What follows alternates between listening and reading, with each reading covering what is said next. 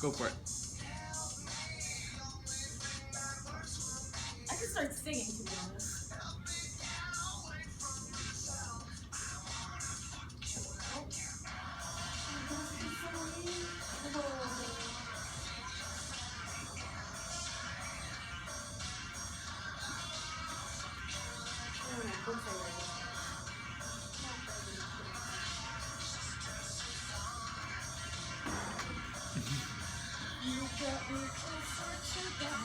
Alright, so that was my attention getter.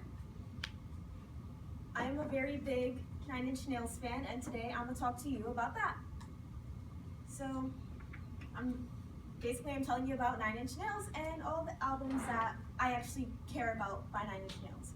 That isn't to say that I don't care about all of them, but these are the ones that are in my heart the most. Nine Inch Nails, as a background, it's a pioneer of the industrial music genre, and they've been around since the late 1980s. And I love Nine Inch Nails.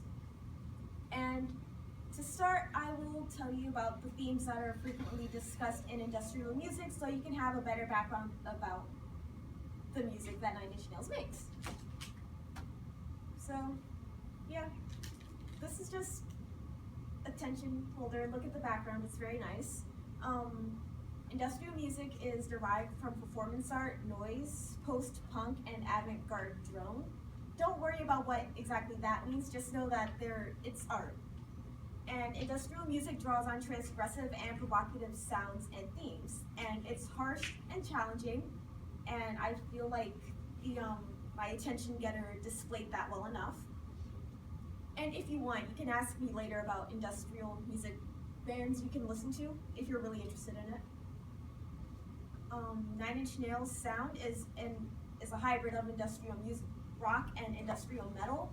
And to save time, I'm just going to call it industrial. It's industrial at the end of the day. Trent's background. Oh, okay. Did that. He was born May 17th, 1965, and he has a background in classical piano, tenor saxophone, tuba, and musical theater, and he also part of several synth pop bands before he created Nine Inch Nails. It was the 80s. Synth pop was a thing in the 80s. And to date, Nine Inch Nails has 8 studio albums, 3 live releases, 3 remix albums, 1 box set, and 5 EPs. And for time and simplicity's sake, I will only focus on 1/4 of this collection. If I remember my math correctly, that's about 5 items.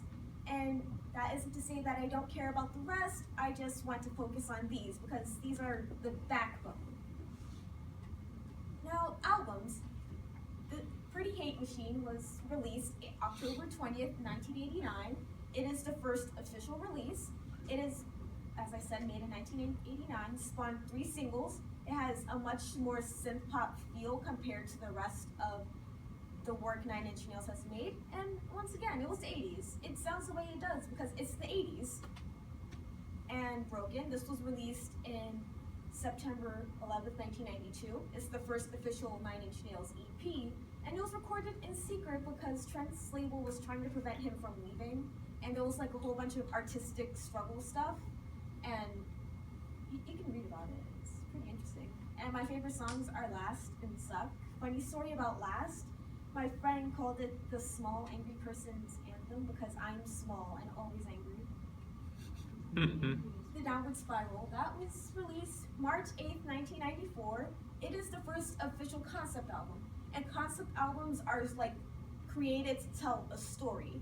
And the album essentially focuses on the downward spiral of a nihilist who ends with their suicide.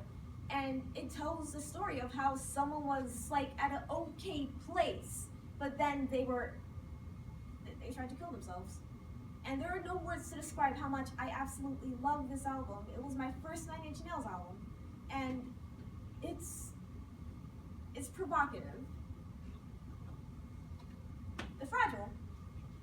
This was released September 21st, 1999. This is the second official concept album. It is the sequel to The Downward Spiral, and I actually have a quote about it, and it's straight from Trent Reznor, I should mention. For the longest time, Nine Inch Nails was actually a one-man band because Trent is a control freak, and I totally relate with that. And it's very avant-garde. The album it's like loud and dissonant, but it's also ambient at the same time. And there's a lot of piano on some songs. And there's several different releases for this album. There's the vinyl, the definitive edition, the standard edition, and then a couple more. I have 3 of them. The definitive edition came out around the same time as Not the Actual Events, and I have that. I'm gonna read you a quote. I wanted this album to sound like there was something inherently flawed in the situation, like someone struggling to put the pieces together. The downward spiral was about peeling off layers and arriving at a naked, ugly end. This album starts at the end, then attempts to create order from chaos, but never reaches the goal. It's probably a bleaker album because it arrives where it starts, with the same emotion. The album begins somewhat damaged and ends ripe with decay. Those are 2 songs on the album. It's a double album, actually. It's good, it's good. And All That Could Have Been, and still, it's a DVD and also a concert, and it consists of And All That Could Have Been, that's the live section of it, and Still, which were a series of 9 outtakes. The DVD track list consists of songs from Pretty Hate Machine to The Fragile, and Still consists of piano additions of 4 pre-existing songs from Pretty Hate Machine to The Fragile, and 5 new songs. And I cried the first time I watched the DVD. It was such an experience, and it was a beautiful experience. Hold on, there's more. Don't think I'm done yet. To conclude, I am a bitch baby. I cry over 9 Inch Nails live performances. I see myself in Trent Reznor and Pushkin, not related though. And Trent Reznor is my father, and I identify my emotions through listening to 9 Inch Nails. So with that being said, listen to 9 Inch Nails.